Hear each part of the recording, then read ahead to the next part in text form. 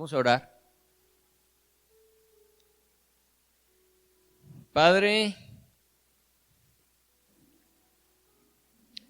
queremos pedir la presencia de tu Espíritu, la unción de tu Espíritu. Solamente es a través de tu Santo Espíritu que tu palabra puede ser entendida y puede ser comprendida. Nadie carente de tu Espíritu Santo podrá entender tu palabra ni comprenderla. Yo oro para que todos en la iglesia seamos llenos de tu Espíritu, con el anhelo que Moisés tenía también, pero solamente sobre 72 varones, aparte de Moisés y de Aarón, 72 hombres del pueblo de Israel recibieron el Espíritu Santo. Pero el deseo y el anhelo de Moisés era que ojalá todo el pueblo pudiera tenerlo. Pero para ese tiempo Dios solo determinó que era para esos hombres. Hoy nosotros tenemos el gran privilegio, sin impedimento alguno, solo con aceptar a Cristo, poder recibir el Espíritu Santo y hacer que nuestras vidas sean transformadas, poder comprender y entender las verdades de Dios, poder caminar en obediencia, poder transformar nuestra manera de pensar solamente con el Espíritu de Dios. Yo te pido, Señor, que si alguien en este lugar no ha entregado su vida a Cristo, lo pueda hacer, para que cada palabra que enseñemos en este lugar sea recibida, comprendida y puesta en práctica. De lo contrario, de nada servirá que sea predicada tu palabra, así sea muy bien explicada. Si el Espíritu de Dios no está en el corazón, estas palabras no podrán ser arraigadas, no podrán ser entendidas, no podrán ser aplicadas. Te pido, Señor, que llenes a todo el que quiera, a todo el que desee, a todo el que clame, a todo el que anhele, a todo el que te acepte como Señor y Salvador. Le entregues, Señor, tu Espíritu Santo, que es la garantía de que podamos ser cristianos, la garantía de que el tiempo en este lugar no será perdido y que todo cuanto escuchemos de tu palabra transformará nuestras vidas. Es nuestra petición en esta noche, en el nombre de Jesús. Amén. Lucas, capítulo 1, 67. Ya vimos el canto de María, la madre de Jesús. Y ese canto se ha conocido a lo largo de la historia como el Magnificat de María. Así se le conoce a ese canto de María. Pero ahora, hoy nos corresponde ver otro cántico profético de Zacarías, el papá de Juan el Bautista. Zacarías, un sacerdote. ¿Recuerdan la historia? Que estaba casado con Elizabeth, que no podían tener hijos. Elizabeth era estéril y él era un sacerdote. Y un ángel se le apareció y le dijo que iban a tener un hijo y que debían llamarlo Juan. Cuando nace Juan, cuando recuerdan, lo presentaron a los 8 días y le preguntaron a él, que estaba mudo, cómo le pondría. Él dijo, escribió en una pizarra, por señas, se llamará Juan. Pero en ese momento pudo hablar y elevó un cántico de adoración que se conoce como el Benedictus. El Benedictus. ¿Por qué se llama Benedictus?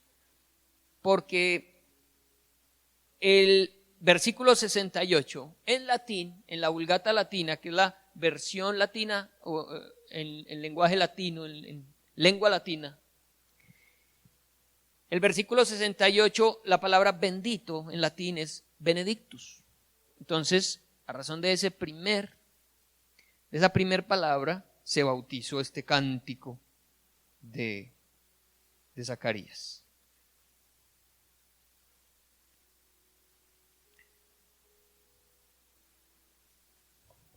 Bien. Benedictus Dominus Deus Israel. Bendito el Señor, Dios de Israel. ¿Sí? En el versículo 68. Bien. Este cántico, a primera vista, no pareciera arrojar mucha información, pero la verdad que sí. Hay mucho que aprender de este cántico. De pronto lo que hoy vamos a hacer no será de mucha aplicación directa, me perdonan, de pronto no, pero sí vamos a sentar algunas bases teológicas para lo que se sigue, las explicaciones que se siguen.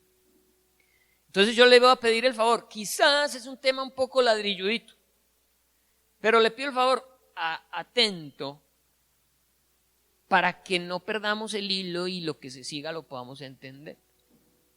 Lo primero que hay que decir antes de arrancar con este cántico es que debe ser entendido bajo una escuela doctrinal que se conoce como el dispensacionalismo. El dispensacionalismo. El dispensacionalismo habla de 7 dispensaciones a lo largo de la historia. 7 periodos de tiempo, cada uno muy especial, en el cual Dios se revela a los hombres de cierta manera y los hombres responden a Dios también de cierta manera.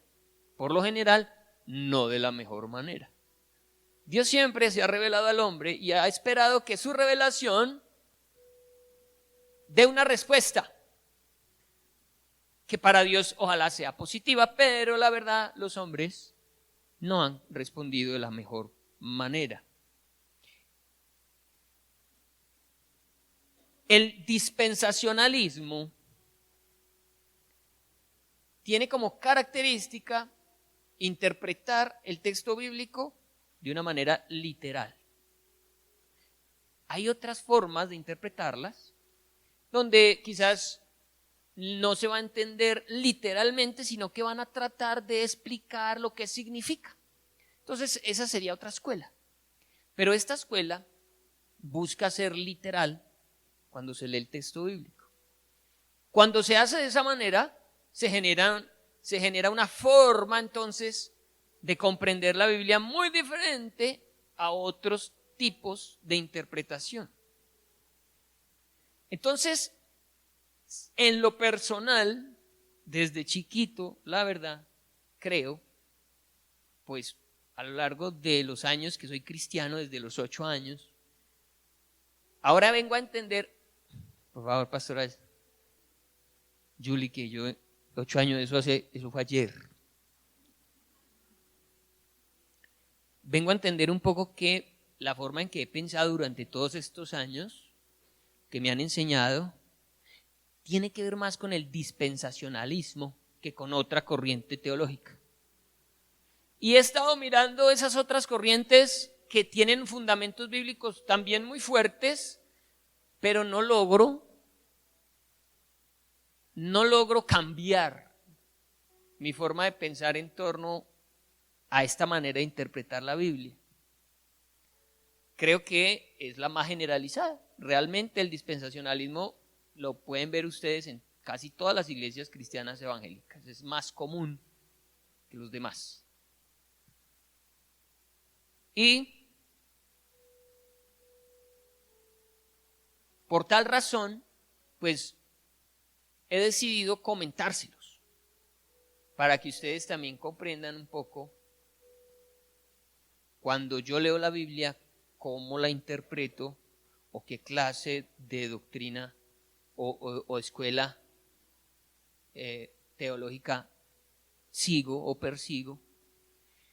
Pero no significa que usted tenga que pensar igual que yo, porque usted si estudia se podrá dar cuenta que hay otros tipos de interpretar la Biblia y quizás usted encuentre una que le parezca más válida. Está en libertad para hacerlo, porque aunque esas otras escuelas varían un poco, todas sí llegan a lo que es, a lo que no podemos negociar. Y es que el Señor Jesucristo va a volver por segunda vez. Cójala por donde la coja. Eso no lo podemos negociar. Y que la iglesia del Señor será arrebatada. La diferencia está en, bueno, va a ser arrebatada, pero ¿cuándo será? Entonces es ahí donde las interpretaciones cambian. Y también este método de pensamiento, el dispensacionalismo, habla acerca de un reino milenial, 1000 años donde Cristo va a gobernar la tierra.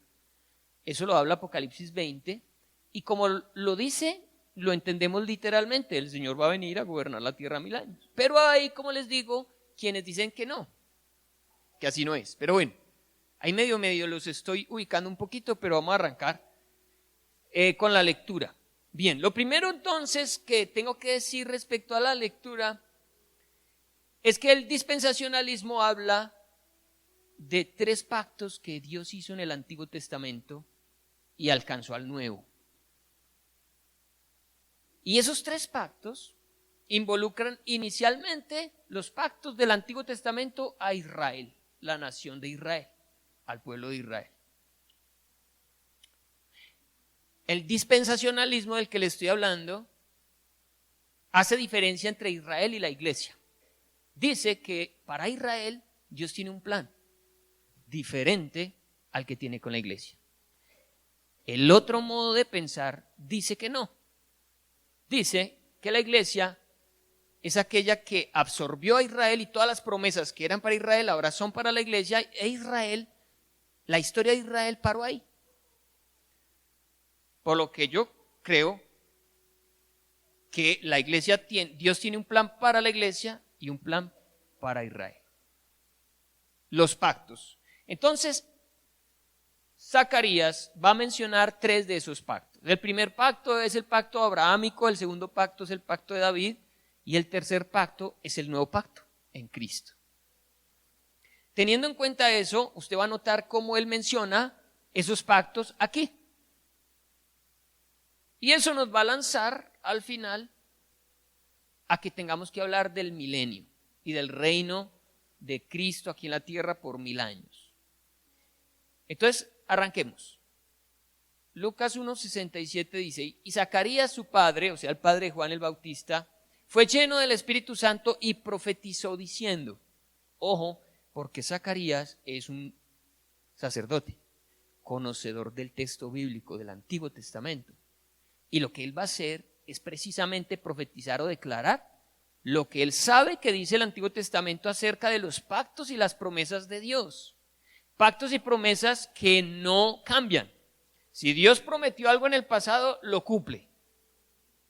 Por lo tanto, él va a hacer mención a esos pactos y dice, bendito el Señor Dios de Israel, que ha visitado y redimido a su pueblo. Se está refiriendo a Israel, no a la iglesia. Aquí en este momento todavía no existe la iglesia viene a existir después de la resurrección de Cristo. Es más, 50 días después de la resurrección de Cristo se inicia la iglesia con la venida del Espíritu Santo. Por lo tanto, él está hablando para Israel, las promesas de Dios para Israel. Bendito el Señor Dios de Israel, que ha visitado y redimido a su pueblo y nos levantó un poderoso Salvador. Esa frase, poderoso Salvador, no es como la hemos entendido nosotros, ver a Cristo en la cruz derramando su sangre, sino que para Zacarías, en la forma en que usó el texto, poderoso Salvador es, haga de cuenta, un toro, un animal con cachos, muy poderoso, muy fuerte, que destruye con sus cachos lo que se encuentra. Para los judíos, la venida del Mesías era la oportunidad de tener a alguien así poderoso, fuerte, que destruyera a todos los enemigos de Israel. Esa era la esperanza que tenía Zacarías en su cántico. Aquí está él levantando una voz diciendo, por fin se está cumpliendo el que venga un Mesías y que nos va a liberar de los enemigos como poderoso Salvador. En la casa de David, su siervo.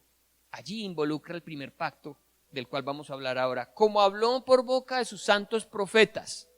Y ojo, porque esta manera de la que estamos hablando, el dispensacionalismo, tiene en cuenta todas las palabras proféticas del Antiguo Testamento que deben cumplirse. Muchas se han cumplido y las que no se han cumplido se cumplirán. Y se cumplirán para Israel, para el pueblo de Israel, para la nación de Israel.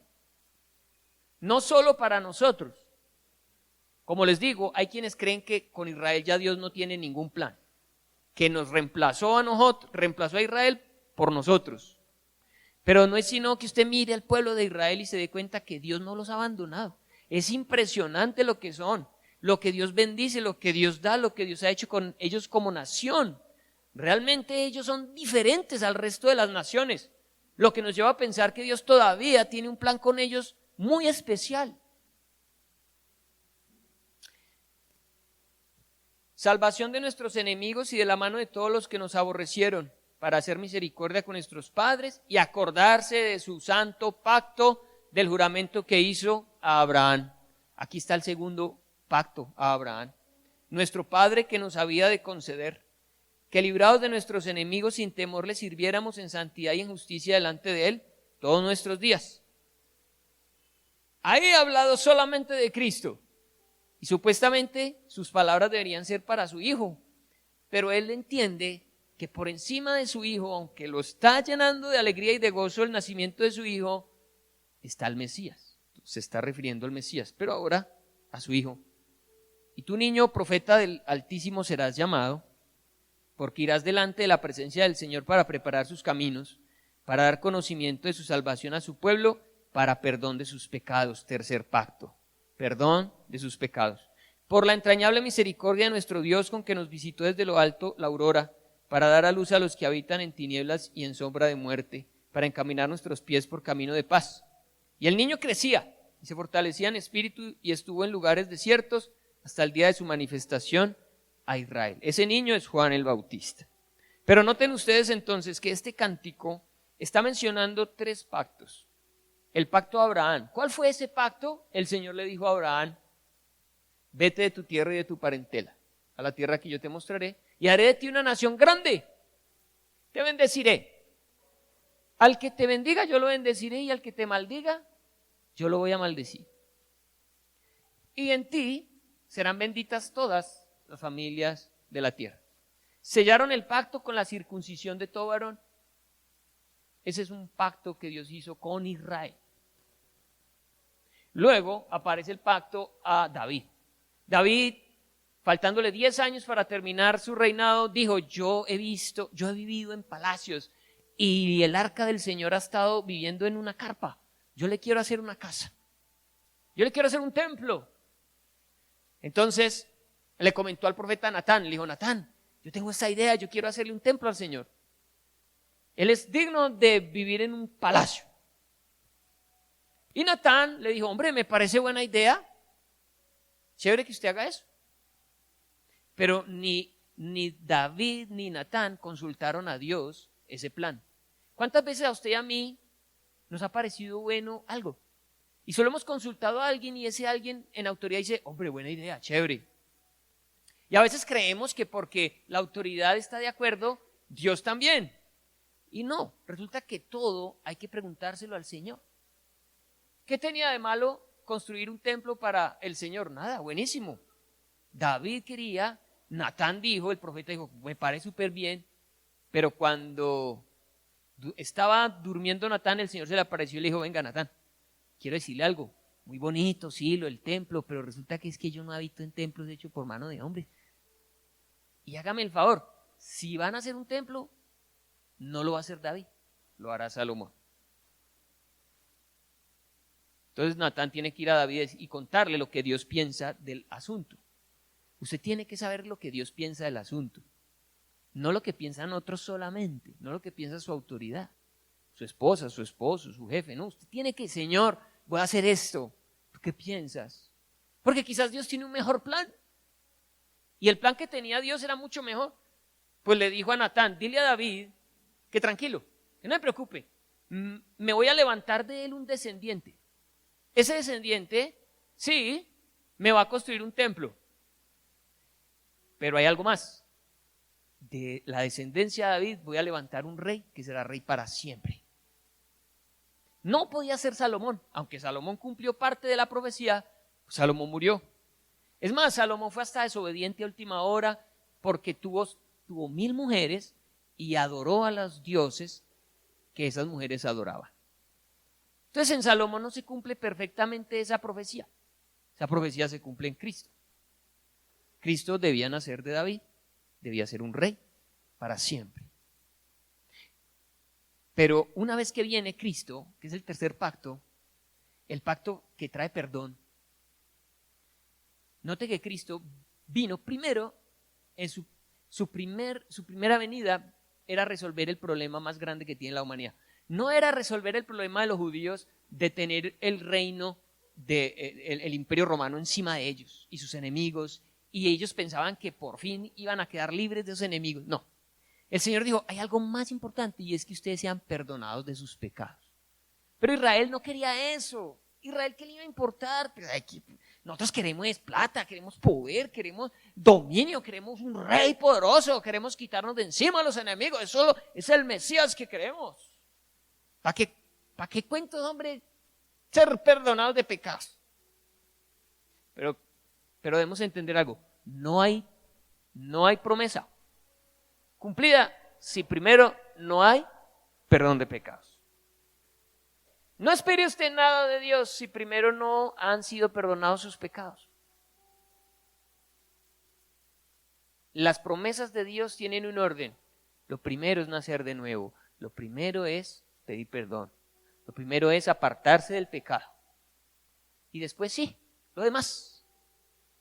Entonces queda pendiente una parte de la profecía.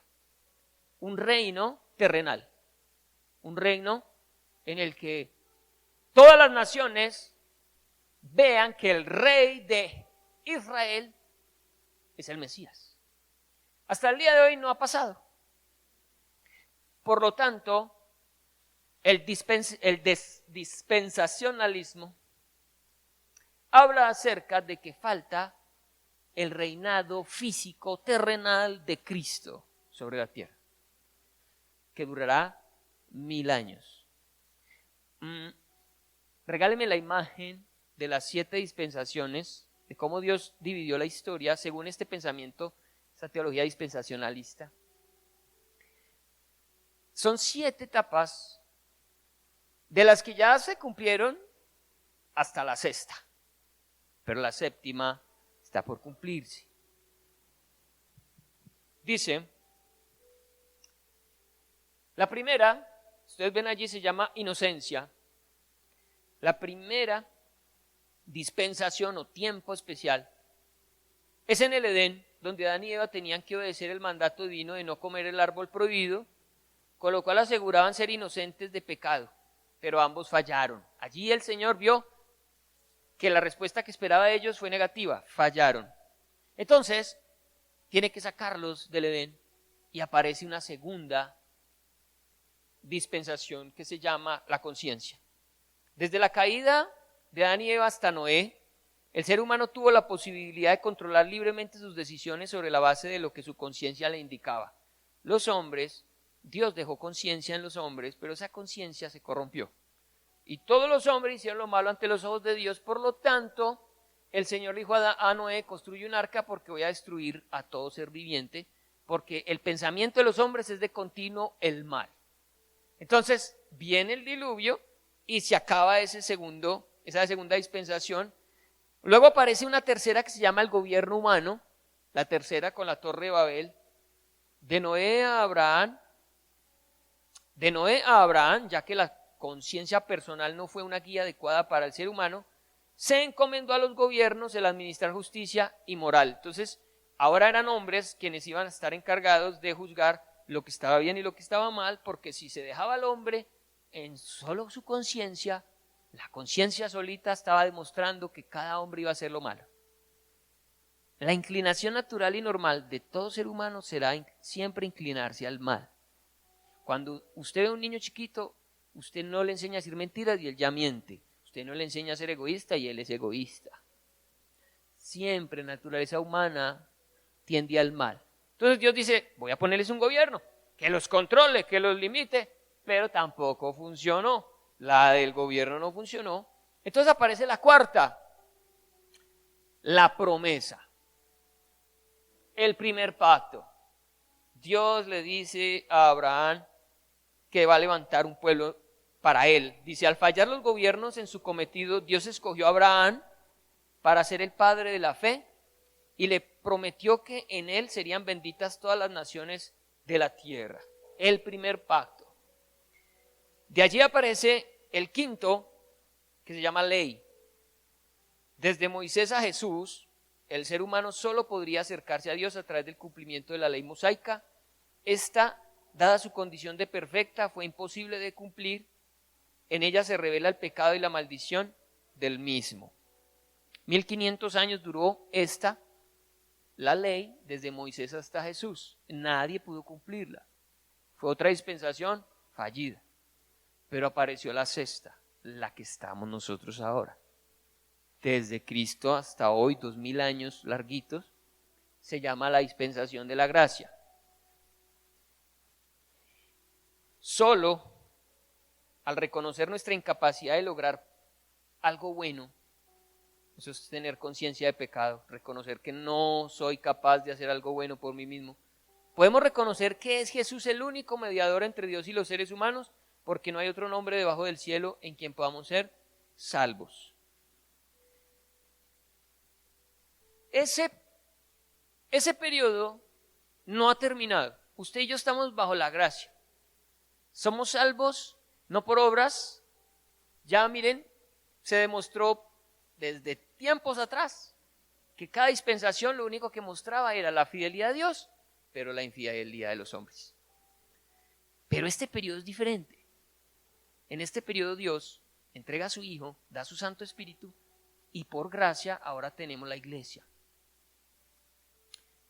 El punto es que ese periodo de tiempo dejó esperando a Israel en el cumplimiento de las palabras proféticas de Abraham y de David. A usted y a mí el Señor nos ha dado promesas que se cumplen todos los días. Y la más grande, que al aceptarlo serían borrados nuestros pecados. Pero resulta que hay un pueblo que se llama Israel, una nación, que hoy en día no cree en Cristo, tienen un velo. Pero resulta que son el pueblo escogido por Dios, pues Dios les dio una promesa. Y no se ha cumplido esa promesa.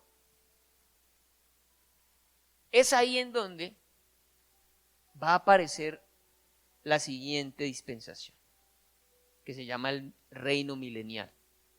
¿Cómo termina de la gracia? Con el arrebatamiento de la iglesia.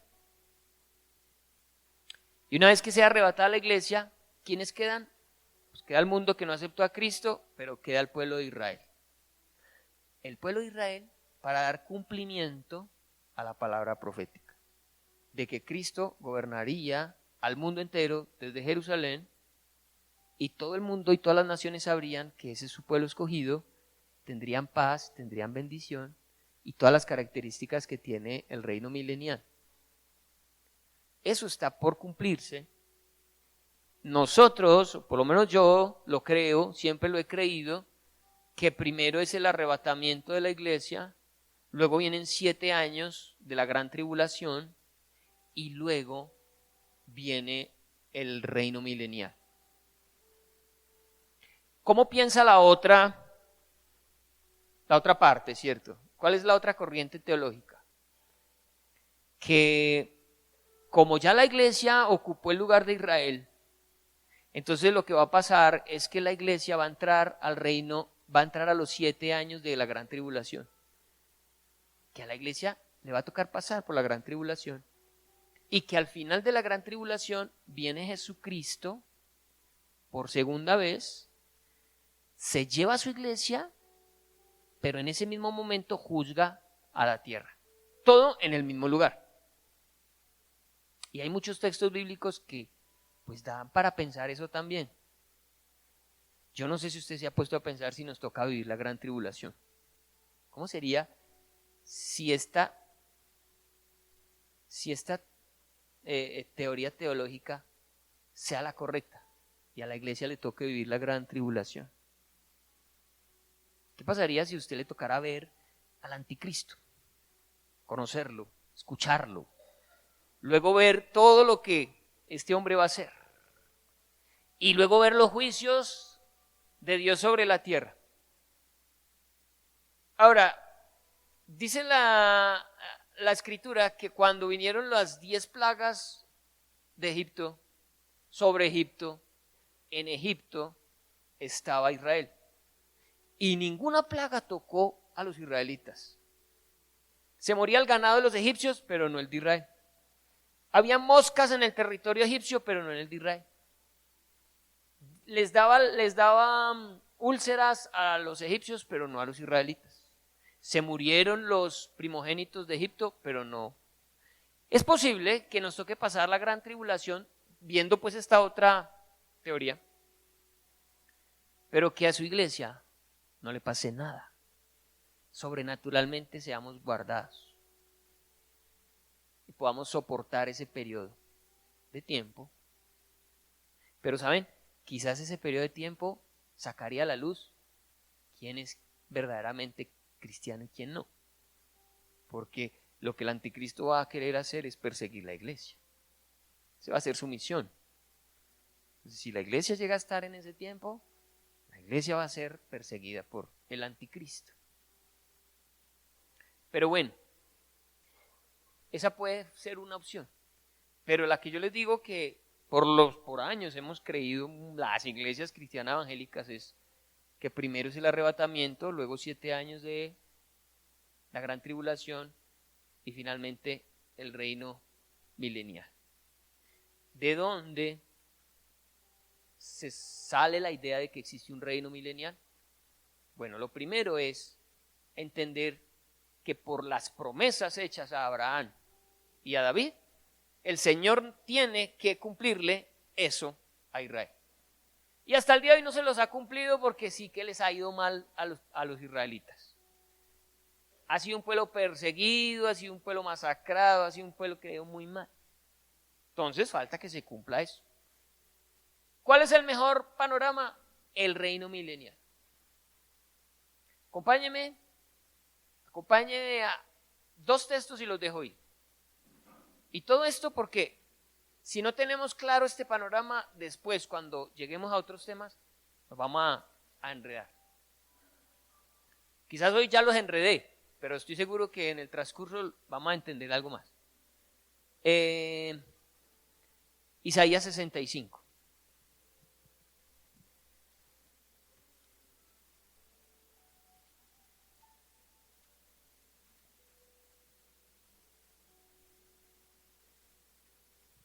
Versículo 17. Lo voy a leer y luego le menciono en resumen las características que vamos a leer. Cielos nuevos y tierra nueva. Porque he aquí que yo crearé nuevos cielos y nueva tierra. Es tan maravilloso cuando la Biblia dice algo y luego lo repite en otro lugar. Eso es maravilloso porque demuestra que es una doctrina firme. Cuando la Biblia ella misma se explica a sí misma. Cuando algo que está muy claro puede aclarar algo que está oscuro en la palabra de Dios. Aquí Isaías está hablando de una tierra nueva y un cielo nuevo. También lo habla Apocalipsis. Porque aquí que yo crearé nuevos cielos y nueva tierra, y de lo primero no habrá memoria, ni más vendrá al pensamiento. Hay muchos que dicen que vamos a perder la memoria, que usted va a estar en el cielo, pero usted nunca va a saber que vivió en la tierra, que estuvo casado con fulanito, con perencejo, que tuvo estos hijos. ¿Por qué leen este texto y dicen que no habrá memoria? Bueno, yo en lo personal creo que a lo que llega el texto es que será tan maravilloso el nuevo cielo y la nueva tierra, que lo que usted haya vivido aquí en la tierra, a usted le va a parecer eso un chiste. No se puede comparar lo que usted va a vivir en una tierra nueva y en un cielo nuevo. Mas os gozaréis y os alegraréis para siempre en las cosas que yo he creado. Porque aquí que yo traigo a Jerusalén alegría y a su pueblo gozo. Me alegraré con Jerusalén y me gozaré con mi pueblo, y nunca más se oirán en ella voz de lloro, ni voz de clamor. No habrá más allí niño que muera de pocos días, ni viejo que sus días no cumpla, porque el niño morirá de 100 años y el pecador de 100 años será maldito. Edificarán casas y morarán en ellas, plantarán viñas y comerán el fruto de ellas. No edificarán para que otro habite, ni plantarán para que otro coma, porque según los días de los árboles serán los días de mi pueblo, y mis escogidos disfrutarán la obra de sus manos. No trabajarán en vano ni darán a luz para maldición, porque son linaje de los benditos de Jehová y sus descendientes con ellos. Y antes que clamen, responderé yo.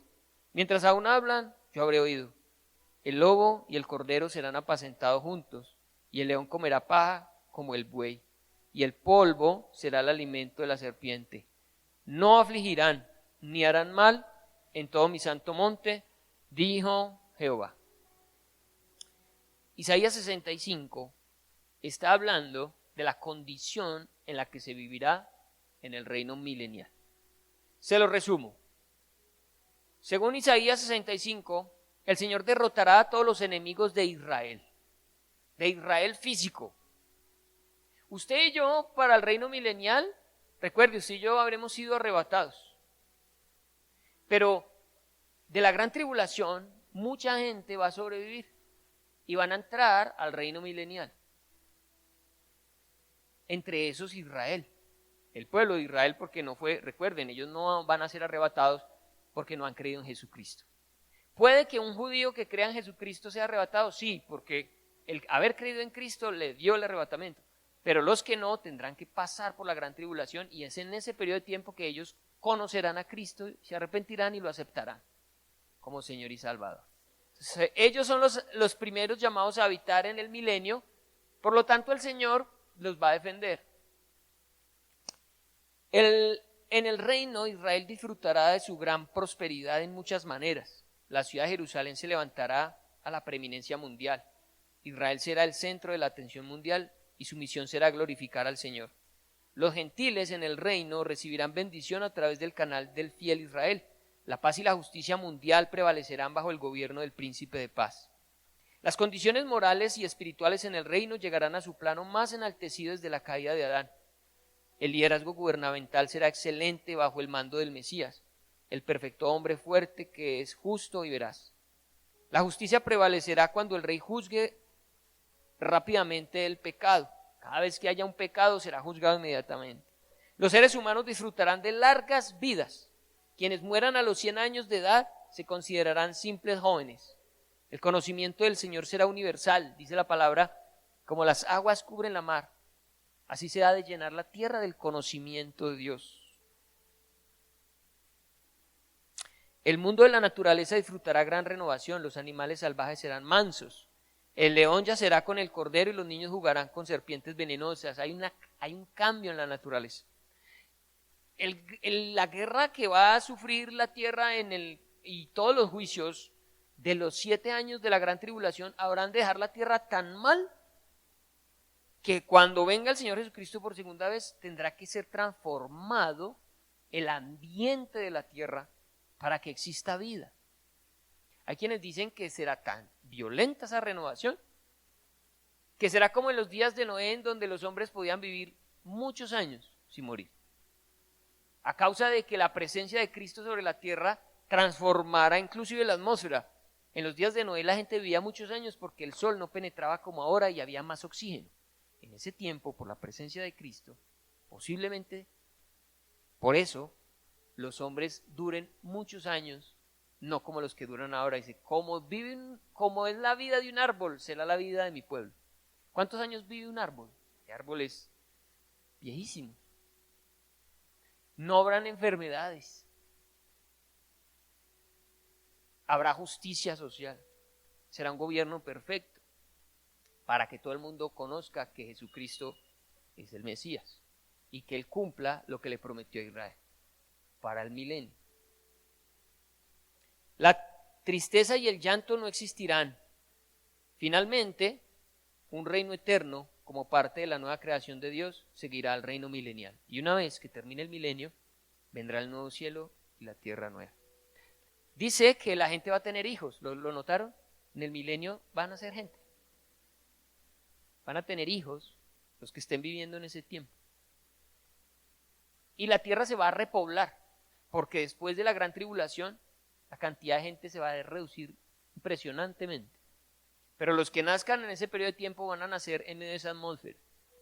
Lo tenaz, ya para terminar, es cómo termina ese milenio y cómo se va a iniciar el cielo nuevo y la tierra nueva.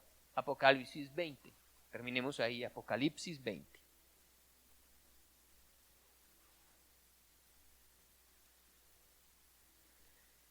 Entonces Zacarías lo que profetizó fue el cumplimiento de la venida del Mesías, pero profetizó algo que todavía no se ha cumplido.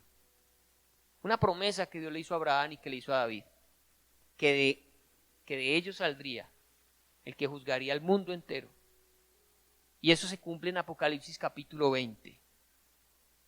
Los 1000 años. Vi a un ángel que descendía del cielo con la llave del abismo y una gran cadena en la mano. Ojo, que la forma de interpretación de la que yo les estoy hablando es literal. Creemos que existe una cadena con la que van a atar a Satanás. La otra forma de interpretar dice, no, esperen que Satanás ya fue atado. Ni siquiera dice que va a ser atado, no, ya fue atado. Cristo lo ató cuando vino a la tierra. Cuando Cristo vino a la tierra, dice que exhibió públicamente a Satanás en la cruz. También dice que nos dio a nosotros autoridad para echar fuera demonios. Y dice que ató al hombre fuerte, para que pudiéramos entrar y tomar lo que es nuestro. Entonces, los que no son, se me olvida el nombre, dispensacionalistas, dicen que esto no se interpreta literalmente, sino que significa algo diferente. Pero yo en lo personal se lo enseño así, creo que será como lo dice aquí la palabra, que a una gran cadena en la mano un ángel prendió al dragón, la serpiente antigua que es el diablo y Satanás, y lo ató por 1000 años. Ya han pasado 2000 años desde Cristo hasta acá. Pero ellos dicen que 1000 años no es que sean exactos, sino que representa, es un número que representa un tiempo. Y lo arrojó al abismo y lo encerró, y puso sus sellos sobre él para que no engañase más a las naciones hasta que fuesen cumplidos 1000 años, y después de esto debe ser desatado por un poco de tiempo. Y vi tronos, y se sentaron sobre ellos los que recibieron facultad de juzgar, es decir, las 12 tribus de Israel, los 12 apóstoles sobre todo, son quienes van a ser llamados a juzgar en este tiempo. Y vi las almas de los decapitados por causa del testimonio de Jesús y por la palabra de Dios, los que no habían adorado a la bestia ni a su imagen, y que no recibieron la marca en sus frentes ni en sus manos, y vivieron y reinaron con Cristo 1000 años. Pero los otros muertos no volvieron a vivir hasta que se cumplieron 1000 años. Esta es la primera resurrección. Bienaventurado y santo el que tiene parte en la primera resurrección. La segunda muerte no tiene potestad sobre esto, sino que serán sacerdotes de Dios y de Cristo, y reinarán con él 1000 años. Cuando los 1000 años se cumplan, Satanás será suelto de su prisión. Y saldrá a engañar a las naciones que están en los 4 ángulos de la tierra, a Gog y a Magog, a fin de reunirlos para la batalla, el número de los cuales es como la arena del mar. Y subieron sobre la anchura de la tierra y rodearon el campamento de los santos y la ciudad amada, y de Dios descendió fuego del cielo y los consumió. Y el diablo que los engañaba fue lanzado en el lago de fuego y azufre, donde estaba la bestia y el falso profeta, y serán atormentados día y noche por los siglos de los siglos. Si usted mira en el capítulo 21, versículo 1 dice, vi un cielo nuevo y una tierra nueva, porque el primer cielo y la primera tierra pasaron y el mar ya no existía más. Y allí es en donde usted y yo vamos a morar por la eternidad. De manera que quiero resumirles lo que acabo de decir. Creemos en las dispensaciones, que Dios ha dividido la historia en 7 partes. Creemos que Dios no le ha cumplido a Israel lo prometido. Se lo cumplió en parte cuando Cristo vino a traer su reino espiritual. Ellos no lo entendieron. Ellos todavía están esperando el reino físico. Pero ese reino físico vendrá. Solo que usted y yo somos un pueblo especial, al cual nos cubre la gracia. Según Daniel, son 490 años de la historia que Dios tiene para Israel, pero de esos 490 años faltan 7 años. Ya se cumplieron los otros 483. Ya se cumplieron. Otro día podemos hablar de eso, no hay tiempo. Faltan 7 años para que se cumpla la profecía de Daniel. Es como si Dios hubiera permitido que pasaran los 483 años que se cumplieron con la muerte de Cristo. Se abriera un paréntesis en donde entra la iglesia. Luego, cuando la iglesia sea quitada, se recoge en los años que faltan, que son 7, y que están destinados para solo Israel, que será el periodo de la gran tribulación. Cumplidos esos 7 años, vendrá el Señor Jesucristo sobre la tierra a gobernarla por 1000 años. Satanás va a ser atado para que no engañe a la gente y pueda Cristo gobernar la tierra como lo ha prometido. Pero después de 1000 años, Satanás va a ser vuelto a soltar, porque Dios tiene que probar el corazón de los hombres que existan para ese tiempo. Lo triste es que los hombres se van a dejar engañar, aún viendo el gobierno de Cristo, que es de justicia, de paz, de prosperidad. Satanás una vez más los va a engañar como engañó a los ángeles en el cielo, y van a hacer una guerra contra el mismo Jesús. Y van a rodear Jerusalén, pero va a venir fuego del cielo y va a destruir esos ejércitos. Y la tierra va a quedar tan mal de esa última batalla, que el Señor va a hacer un cielo nuevo y una tierra nueva. Esa es la esperanza que nosotros tenemos. Sea así o sea que no, algo que usted sí tiene que tener claro es: el Señor Jesucristo viene por segunda vez. Eso no tiene vuelta de hoja, eso está clarito para todos. Y segundo, la iglesia va a ser arrebatada.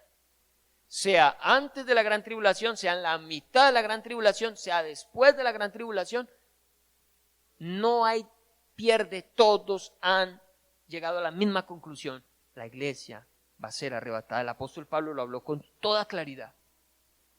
Eso es algo que va a ocurrir. Yo sé que usted y yo podemos decir: ojalá sea antes, Señor.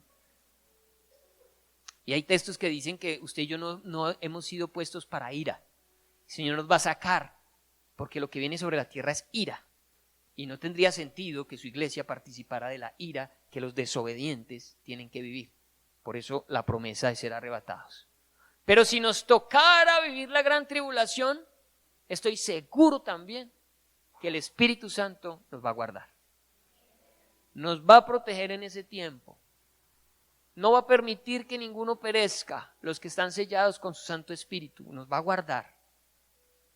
Y si nos toca irnos hasta el final con Él, seremos guardados. Esa sí es la esperanza que usted debe tener hoy. Más allá de si estas posturas son o no son, si es primero, si es segundo, a usted le espera de parte de Dios el cumplimiento de su gracia, vida eterna. Ser llevado como el pueblo de Cristo. Pero también, algo que va a ser y no tiene vuelta de hoja, es el juicio sobre la tierra. Es que se desaten las 21 plagas de Apocalipsis. Y eso es para los que no han querido aceptar que Jesucristo vino hace 2000 años a cumplir esa primera promesa. Él ya la cumplió. Él ya vino a liberarnos del pecado. El que no acepte eso necesariamente tendrá que vivir el periodo de la gran tribulación. Si usted esta noche tiene inquietud, ¿será que yo soy salvo? Si el Señor viniera hoy por su iglesia, ¿me iría con Él? Sea que venga hoy, sea que venga dentro de 20 años, usted debe tener la seguridad de que se va con Él. Yo sé que la iglesia que sea arrebatada, el cristiano que sea arrebatado antes de la gran tribulación, es el mismo cristiano que va a ser arrebatado al final. La misma fe, la misma santidad, el mismo compromiso con el Señor. Para que Él nos dice la palabra, oren para que sean tenidos por dignos de escapar de lo que va a venir. Creo que seríamos tan dignos de ser arrebatados como de ser guardados de toda la tribulación y ser sacados al final. La pregunta es, ¿estás en esa condición? Hoy tu vida está en el lugar firme, tan seguro y convencido de eso, ¿o tienes dudas? No puedes dudar.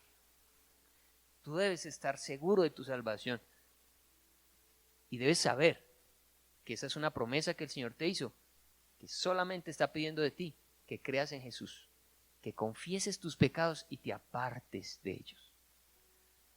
No quieras buscar al Señor y seguir pecando, de nada te sirve. No sirve venir a la iglesia, escuchar mensaje tras mensaje si tu vida no cambia. No sirve de nada. No esperes el favor de Cristo por venir a la iglesia.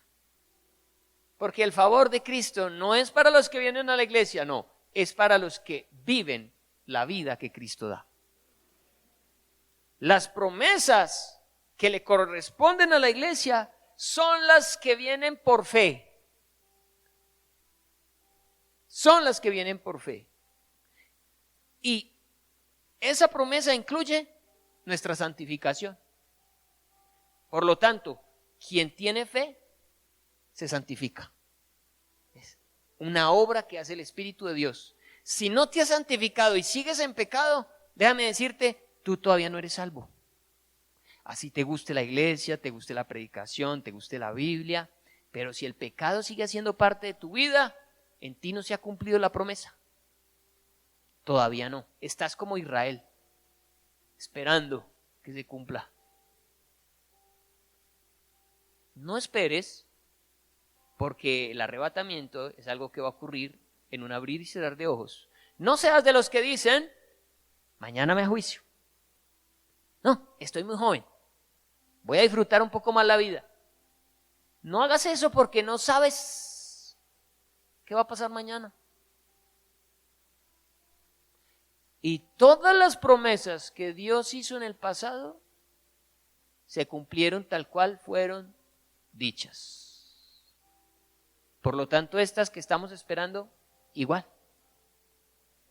Pero Él fue muy claro y dijo, muchachos, yo vengo por una iglesia sin mancha y sin arruga. 10 vírgenes, pero solo 5 van a estar apercibidas.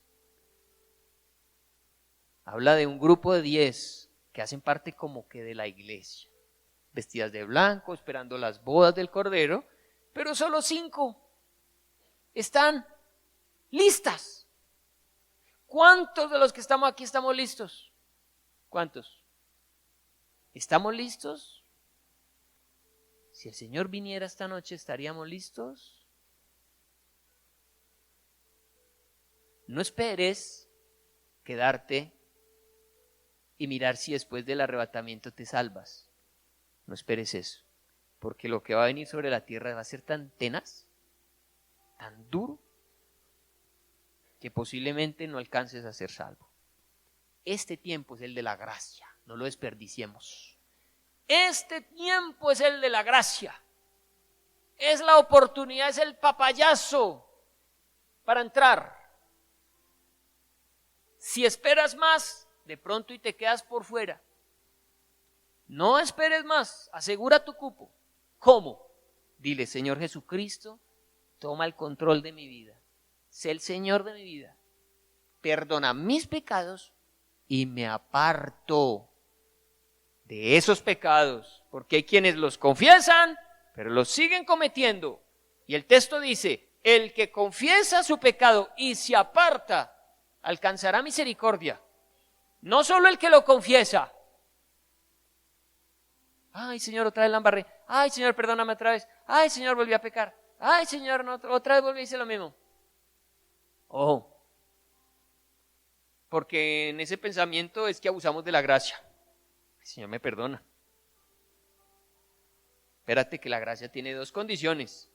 Sí, confesarlo. pero apartarse. No volverlo a hacer, no volverlo a cometer. Esas promesas están pendientes, iglesia. No se confíe.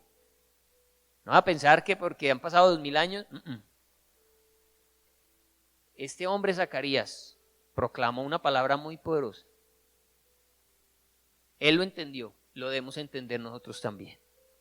Las palabras del Señor se cumplen, se cumplen. Póngase de pie, vamos a orar.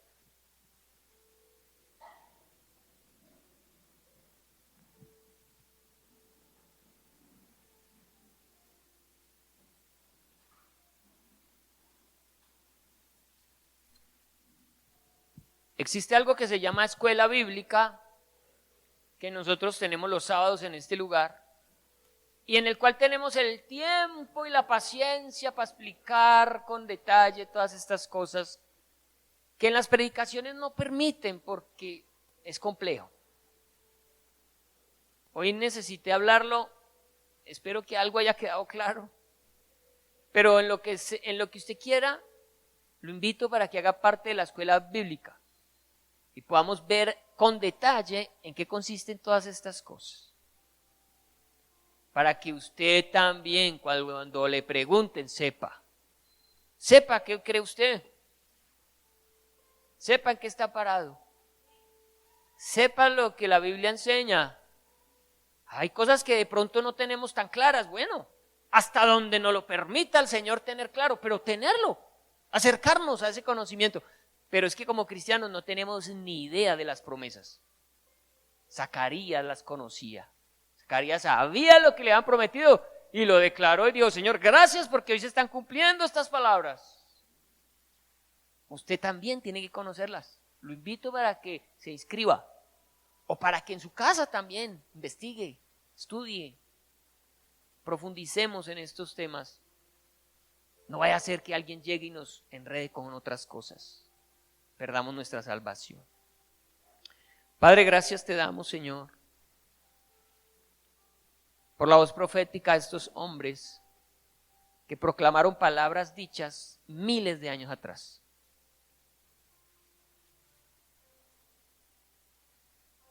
Cuatro 4000 años atrás, tú hiciste un pacto con Abraham. Le dijiste que su descendencia pasaría 400 años siendo esclavizada por una nación. No le dijiste cuál nación, pero le dijiste que después de esos años saldrían libres y con riquezas. Abraham no vio eso. Fueron muchos años después, casi 500, cuando se cumplió esta palabra. Cuando Israel pudo salir libre, tú se lo hablaste a Abraham, tal cual como se lo dijiste ocurrió. Y esa nación fue Egipto, y Egipto los dejó ir libres y los dejó ir con riquezas, tal cual como lo dijiste. Luego, Señor, hablaste a David y le prometiste que de él vendría el Mesías. Y así fue, de María, una mujer de ascendencia judía, y José también, de ascendencia de David, del linaje de David. De allí vendría el Mesías y así fue. Nacería en Belén, viviría en Nazaret y así fue. Y la Virgen concebirá y así fue. Y hoy nos estás advirtiendo de los últimos tiempos y estás declarando que tu iglesia será arrebatada y así será. Que tú vendrás por segunda vez y que todo ojo te verá y así será. Hoy nosotros también profetizamos tu palabra, declarando, Señor, que vienes por tu iglesia. Pero la iglesia, Señor, necesita hoy volver sus ojos a ti y creer las palabras proféticas. Hoy la iglesia necesita dejar de ver el mundo y poner sus ojos en las palabras que tú declaraste en la palabra, en la Biblia. Hoy la iglesia necesita creer lo que tú has dicho, aunque suene extraño, aunque suene improbable. ¿Qué tan probable podía ser que la Virgen concibiera? Y aunque hoy no entendemos muchas cosas y nos cuesta trabajo interpretarlas, así con todo y eso, Señor, entendemos que tu palabra se va a cumplir. Y necesitamos estar atentos al cumplimiento. Lo próximo, Señor, es el arrebatamiento de tu iglesia. Los tiempos están cumplidos. La maldad se ha incrementado. La iglesia, Señor, está confundida. Tu pueblo se ha apartado. Por favor, encamínanos una vez más. Atrae a tus hijos. Atrae a aquellos por los cuales diste tu sangre. Aquellos que escogiste desde la fundación del mundo. Tráelos, Señor. Despierta su espíritu. Háblales al espíritu, no a la mente. Convéncelos, Señor, en el espíritu, porque estas palabras son espíritu y solo pueden ser entendidas por el espíritu. Solo el que tiene el Espíritu Santo de Dios esperará tu regreso. Solo el que tiene el Espíritu Santo de Dios mirará al cielo preguntándose, ¿cuándo será? Puede ser hoy. Que no nos coja, Señor, envueltos en este mundo, sino, Padre, con los ojos puestos en la palabra y en las promesas. Declaraste que antes de tu venida la iglesia sufriría la apostasía. Muchos volverían atrás, serían engañados por doctrinas de demonios. Muchos dejarían la iglesia. Muchos dejarían de buscar tu palabra, de creer en ella. Muchos se apartarían. Por favor, guárdanos, guárdanos. No queremos ser de esos. Queremos ser de esas mujeres, de esas vírgenes apercibidas, pendientes, atentas de la profecía, de las palabras. Despiértanos, despiértanos, Señor. Activa tu Espíritu Santo. Que mis palabras, Señor, sean llevadas con el poder de tu Espíritu y toquen, Señor, el corazón.